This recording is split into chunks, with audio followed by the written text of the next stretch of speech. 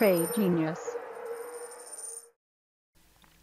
What's up, guys? Philip at Trade Genius. Hey, wanted to talk about this 51% attack on Ethereum Classic. And this is something I wanted to point out to you guys, and we've touched on it in the past. But if you've got a altcoin that doesn't really have a dominant network, you're going to be susceptible to these types of attacks. And what makes it easier is that you can actually just rent the hash power from places like NiceHash. And there's a site, and we've touched on this in the past. This is a crypto51.app. And what they do is they show you which coins are nice hashable. Okay, so up here, nice hashable. And you can see Bitcoin, Ethereum, Bitcoin Cash, Litecoin, Monero, very low percentages. That's what you want to see. Low percentages on what they're able to hash or mine on NiceHash. And then it also lists like what it would cost to attack. So Bitcoin, obviously the biggest chain, the oldest chain, you'd have to spend or $352,345 per hour to attack it, but you can't even attack it because it's not nice hashable. Now, you look at things like Dash, totally nice hashable. You could spend $2,800 attacking Dash, but Ethereum Classic, 107% hashable, and that would cost you $4,700 to attack it. So, you know, these are examples. So Dash, you know, these are things that you need to consider when you are looking at long-term holds on certain coins, because what's ended up happening with the Ethereum Classic is essentially they've detected that there is, you know, a reorg in their blockchain, meaning that another chain has overtaken the hashing power. So the main team in Ethereum Classic basically said allow for a lot of confirmations.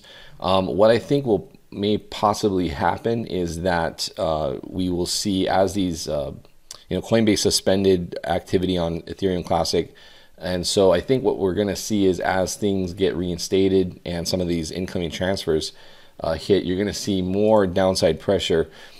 This is where it was trading up at 0013. News hit on it and dumped down to about 0012, and it subsequently bounced up. But this is the kind of thing where until the network matures in size and power, you know, you have this ongoing susceptibility. So not that this coin isn't tradable, but what I'm saying is if you're long-term holding this, you might want to consider, you know, because if this situation doesn't go away, you know, people might just lose faith in the project, and you see a lot of downside selling pressure resume. So obviously there's a ton of support as far as price and volume goes below here at 0.0018 and down.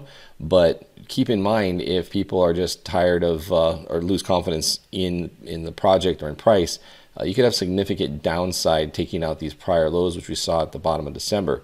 So it's not good. It's a black eye on the project.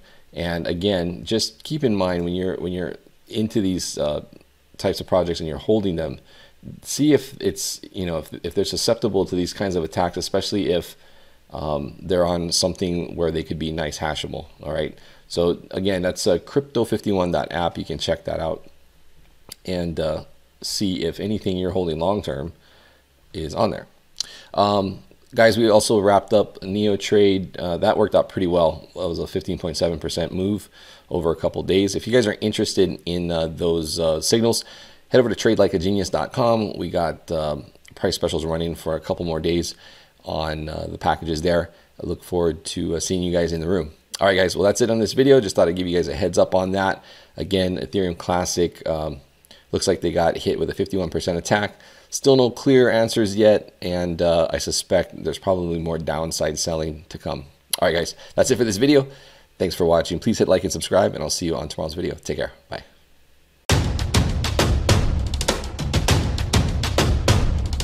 Trade Genius.